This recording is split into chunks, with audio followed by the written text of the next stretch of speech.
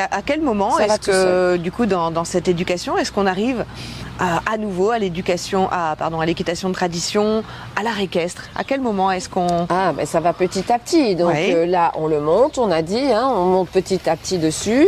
On va d'abord transposer, on va voir si dans le rond de longe tout seul, tout va bien, au pas. Main gauche, main droite, tout va bien. Oui. Éventuellement avec une deuxième personne, une petite baguette, on va essayer une session des hanches. Un petit peu, gauche-droite, ça va bien. Le cheval se laisse toujours très bien faire. Ok, il part sur le cercle. Gauche-droite.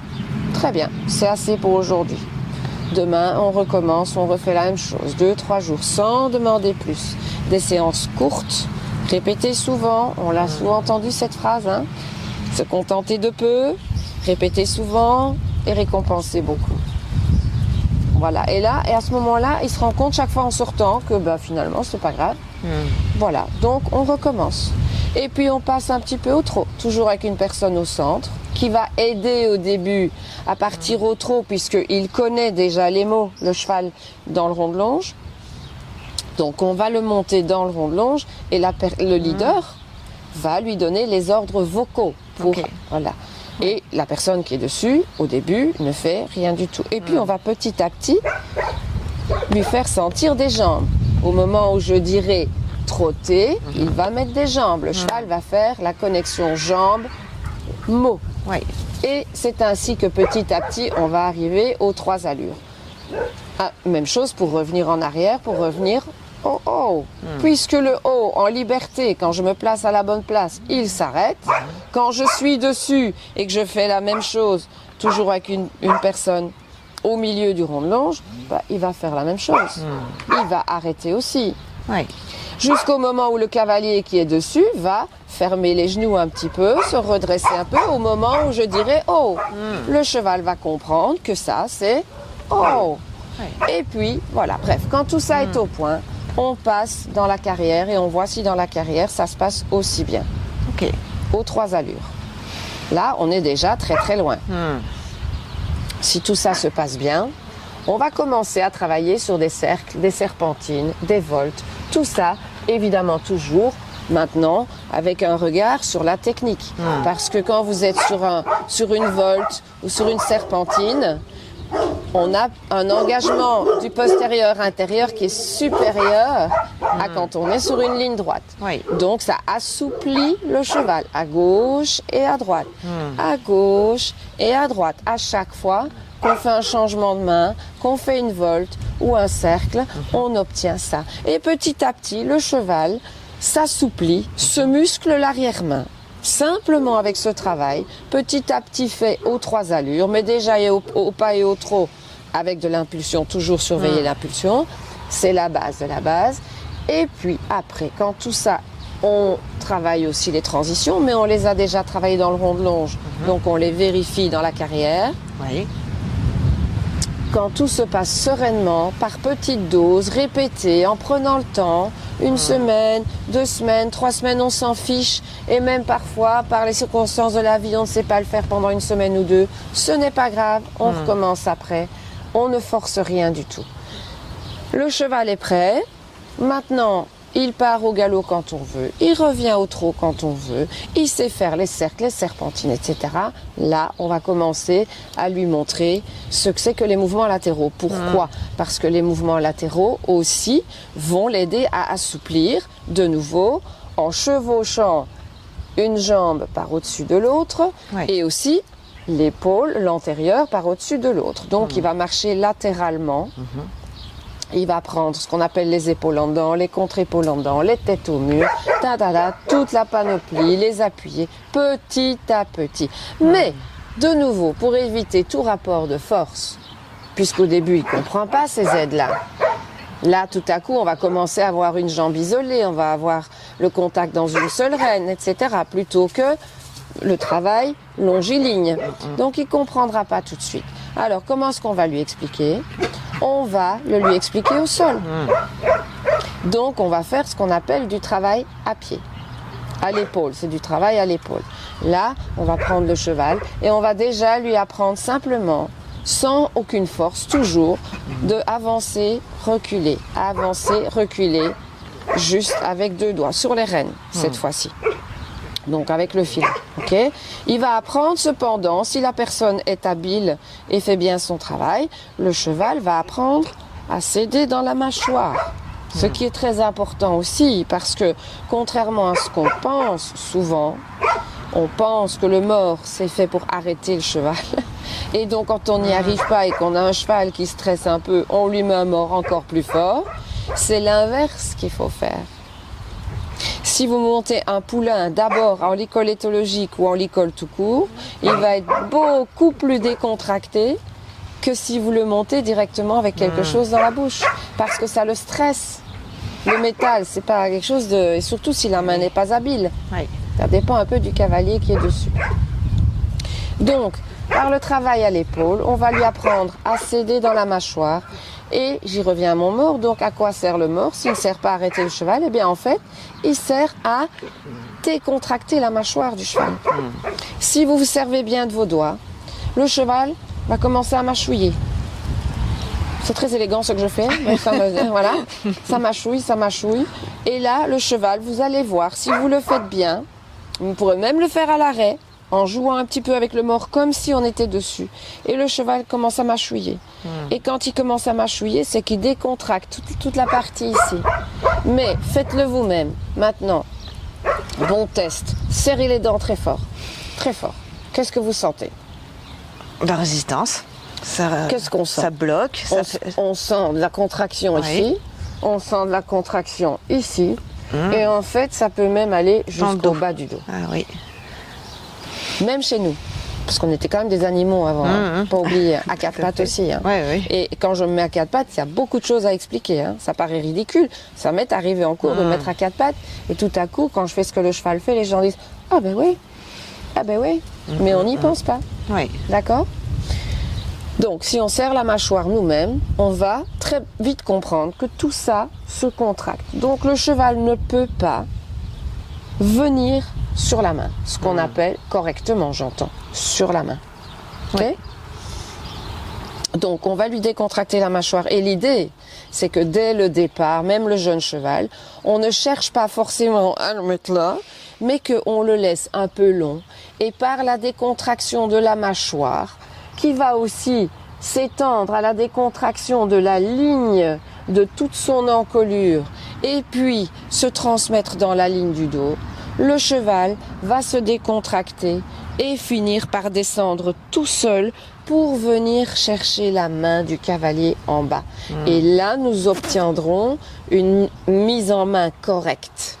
Alors que ce que nous apprenons généralement, c'est une mise en main de force, avec des gestes comme ça, et le cheval doit rester là, mais en réalité, cette mise en main-là, pas mal de chevaux s'y soumettent, parce qu'ils sentent bien qu'ils n'ont pas le choix, sauf que ce n'est pas du tout la résultante de l'engagement des postérieurs, du dos qui se détend et qui se muscle vers l'avant, jusqu'aux oreilles et jusqu'à la mâchoire. Et tout ceci présuppose en fait aussi la décontraction du cavalier. Évidemment. Parce qu'on voit beaucoup de cavaliers effectivement très très raides. Et c'est pour ça on est obligé de parler de ressenti. Et c'est pour ça qu'on doit idéalement monter dans des circonstances où on est détendu. C'est pas toujours facile, on a tous notre vie, nos problèmes, nos tensions intérieures. On veut quand même faire face aux 2 chevaux qu'on a en se disant il faut que je les monte, il faut que je les monte. On veut. Mais, parfois, il vaut mieux, je pense, soit prendre un petit décontractant, ça peut aider, décontractant musculaire ou petit décontractant mental, mais il est essentiel, tu viens très bien de le dire, de toujours être décontracté. Et c'est la grosse difficulté de la bonne technique équestre qui se base sur l'équilibre naturel du cheval. Alors ça, c'est encore un long chapitre aussi, d'accord, parce que elle part de l'équilibre du cavalier. Mais quand on est détendu, qu'est-ce qui se passe? On a souvent tendance à se tenir un peu comme ça. Or, ce qu'il faudrait, c'est être parfaitement droite, de là jusqu'au pied, mais en étant très mou. Et là, le cheval, il peut passer son dos. Et là, le cheval, il va se détendre dans sa mâchoire. On revenait au travail à pied, en fait, de tout ça. Donc, au travail à pied aussi, c'est la même chose. Il faudrait que le cavalier ait exactement la même attitude que quand il est dessus.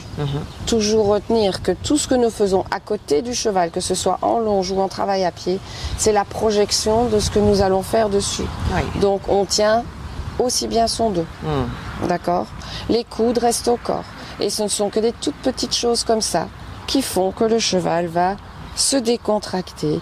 Et dès que je vais faire un pas vers l'avant, lui va reculer. Dès que je vais faire un pas vers l'arrière, lui va avancer.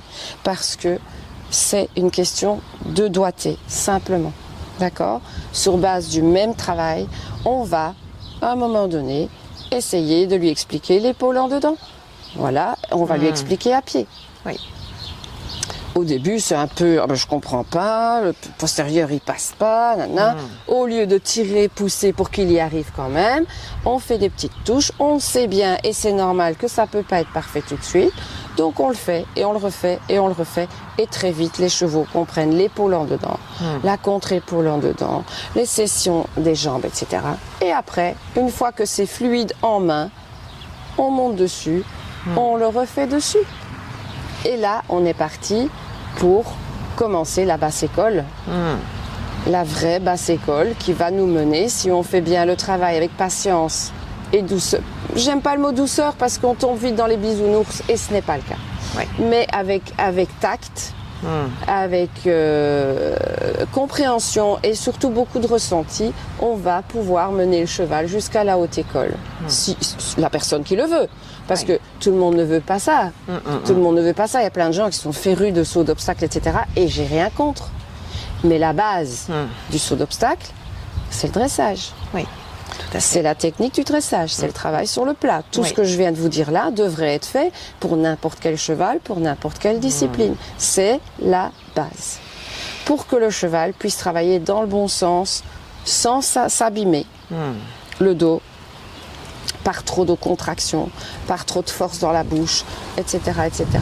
Et sincèrement, je pense que les personnes qui n'ont jamais fait connaissance, n'ont jamais eu la chance de faire connaissance avec cette vision des choses à cheval, avec cette équitation-là, n'ont jamais pu ressentir le plaisir décuplé que ça peut, les sensations décuplées de plaisir qu'on peut avoir en tant que cavalier.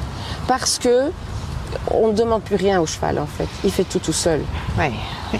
Et ça c'est le rêve ultime du cheval qui est en équilibre. Voilà. Mais ça, c'est ce qu'on devrait tous essayer d'atteindre avant de passer à une autre discipline.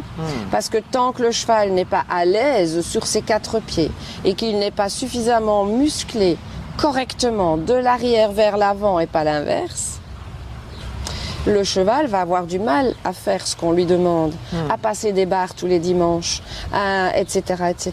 Et il va le faire. Il va le faire parce qu'ils sont trop généreux et que parfois ils ont bien compris qu'ils n'ont pas le choix. Mais c'est pas correct et on les abîme. Et certains en souffrent très fort. Et certains aussi ont des notes de vétérinaire hallucinantes qu'ils pourraient éviter. Est-ce que c'est peut-être à ce moment-là, quand on a cette alliance finalement de la compréhension du cheval, des bonnes techniques, etc., qu'on arrive à l'art équestre et pour toi, qu'est-ce que c'est l'art équestre ? Ouf, pour moi, alors c'est un terme qui est beaucoup utilisé et j'avoue que chaque fois que je dois faire une publication pour mes propres stages, tout ça, je ne sais pas quel mot utiliser. Oui. Je ne le sais pas. L'art équestre, moi, ça me semble pompeux et pourtant, voilà, décomposons alors peut-être. Qu'est-ce que c'est que l'art déjà? En ne parlant pas de chevaux, si on parle de l'art, que ce soit au piano, que ce soit en peinture, c'est quelque chose dont la technique est affinée probablement à son maximum, mais auquel ou à laquelle on ajoute du sentiment. Okay. Du sentiment. Ouais. Donc vraiment son ressenti.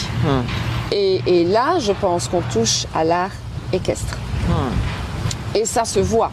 C'est-à-dire que celui qui monte comme ça, on sent que le cheval se sent bien. On sent que le cheval, il est léger, que c'est facile pour lui, qu'il a du plaisir à le faire. Et là, je pense qu'on peut parler d'art équestre. L'art équestre, ce n'est pas forcément les assis debout couchés qu'on voit partout.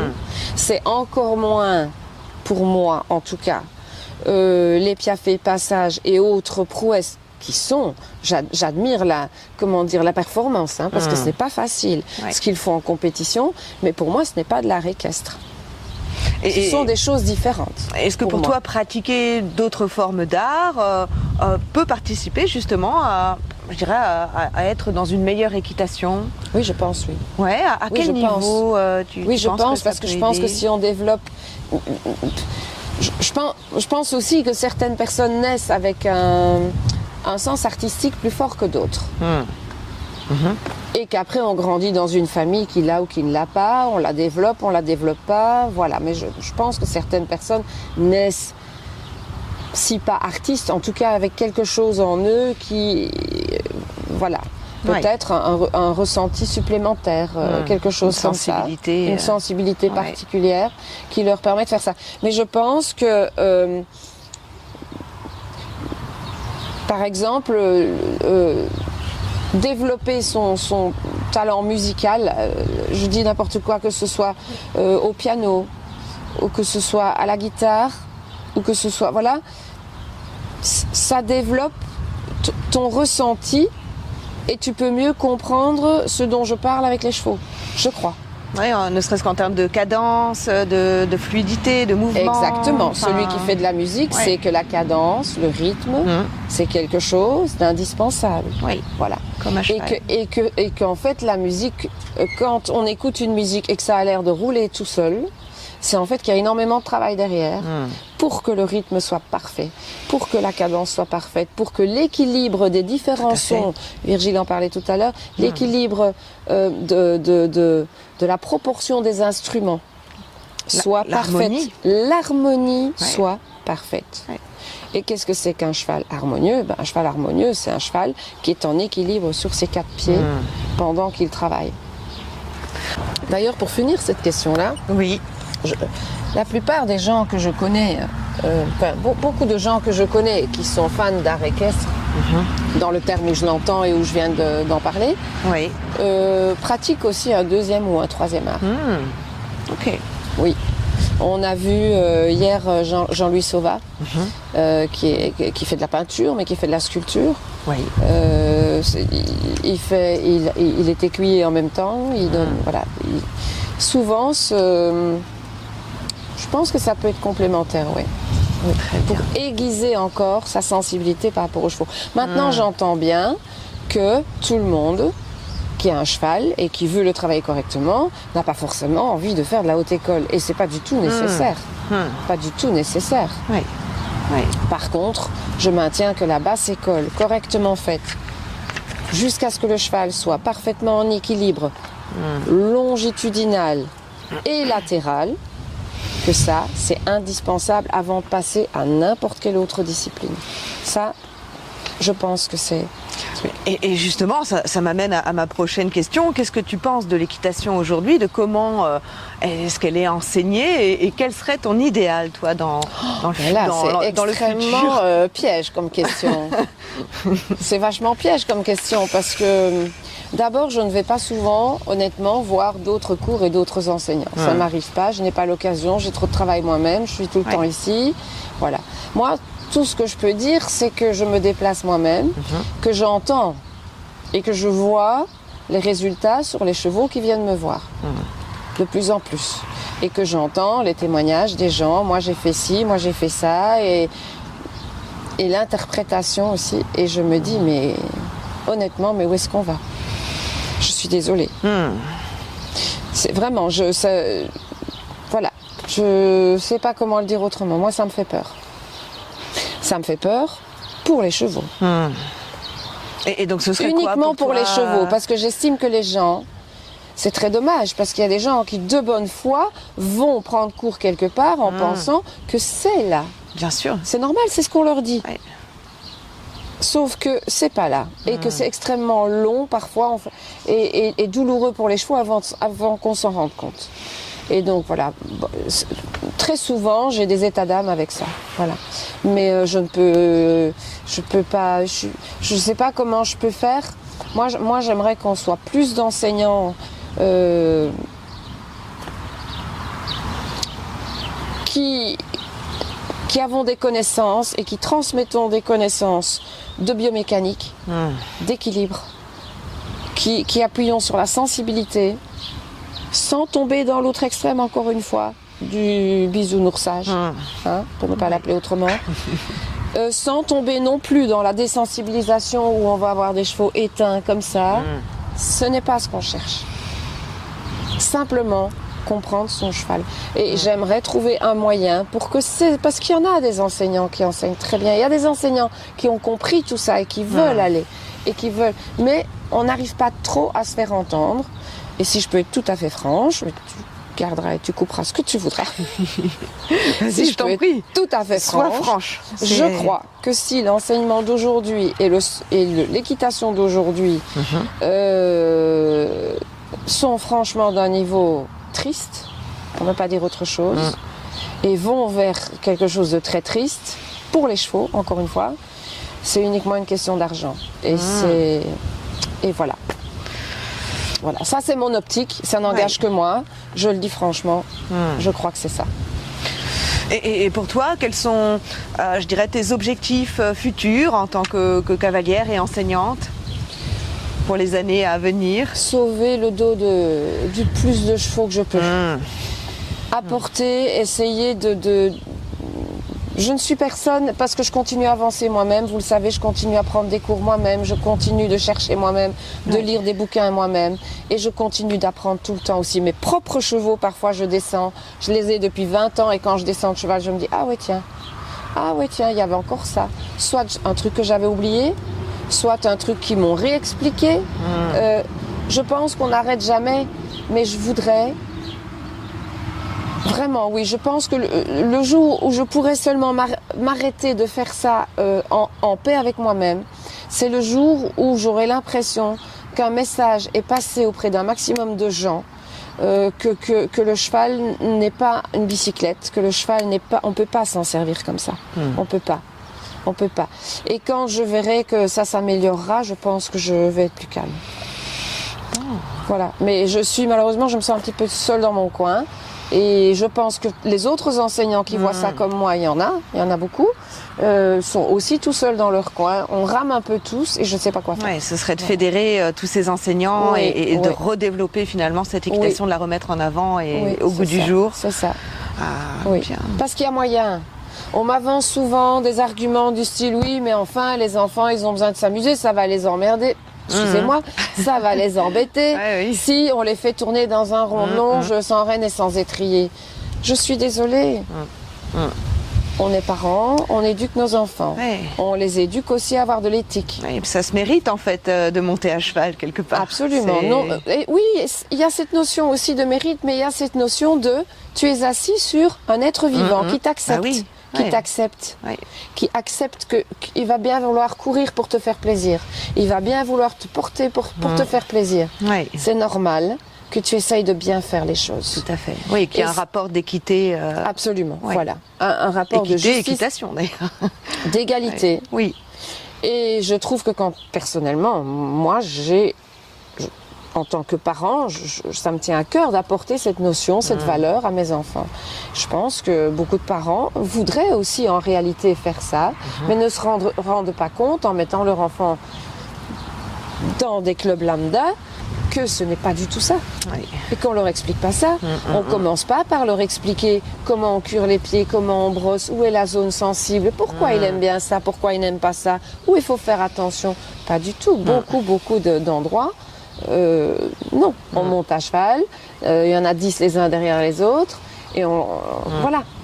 Et ça devrait, ce truc-là, j'aimerais vraiment que ça s'arrête. Mais bon, voilà. Bon, en tout cas, j'entends que tu fais tout ton possible pour ça, et effectivement, merci pour tout ce que tu m'as là apporté, pour ce que tu nous as apporté. Est-ce que peut-être tu as un dernier mot à nous dire ? Quel serait ton dernier mot ? Ne jamais abandonner. Ne jamais abandonner. Voilà.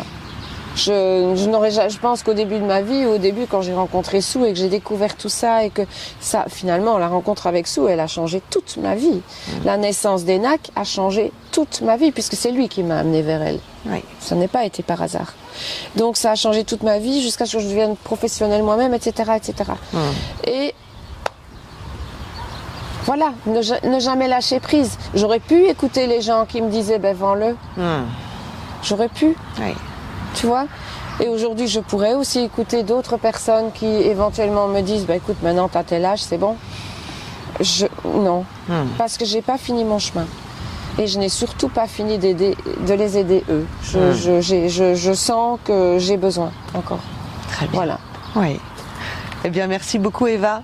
Et j'espère que j'apporte du bonheur aux gens, mais aux chevaux aussi. Moi, en tout cas, par mon expérience avec toi, je suis ravie. Bon, donc, venez à la Quinta. Tant mieux, j'en suis ravie. C'est vraiment ce que je cherche à faire. Et c'est honnêtement, vraiment pas du tout par ego. C'est pour les chevaux. Les futurs que tu monteras, voilà. Ouais. Si tu reviens, c'est merveilleux. Si tu reviens pas, ce sera pour d'autres chevaux. Je veux que les gens comprennent mieux les chevaux et plus de respect pour eux. Ok, parce que les chevaux, c'est mon secteur. Ça pourrait être les chiens. Ma sœur élève des chiens. Elle fait le même boulot que moi dans les chiens. Ça pourrait être les chats. Ça pourrait être... C'est une façon à moi de contribuer peut-être à une amélioration du monde, parce que je pense que Nuno le disait aussi, si on essaye de vraiment bien comprendre le cheval et de bien monter à cheval en tenant compte de lui, on devient un être meilleur. Et donc si on devient des êtres meilleurs, c'est-à-dire redevenir un peu plus humains peut-être qu'on apporte notre pierre à un édifice de l'amélioration du monde. Tout à fait. C'est peut-être extrêmement prétentieux ce que je dis, mais c'est magnifique et voilà. oui, je te rejoins là-dessus, oui. Voilà. Ouais. C'est mon petit grain de sel là-dedans, mais j'ai pas envie de le lâcher. J'y crois. Très bien. Voilà. Merci Eva. Au revoir.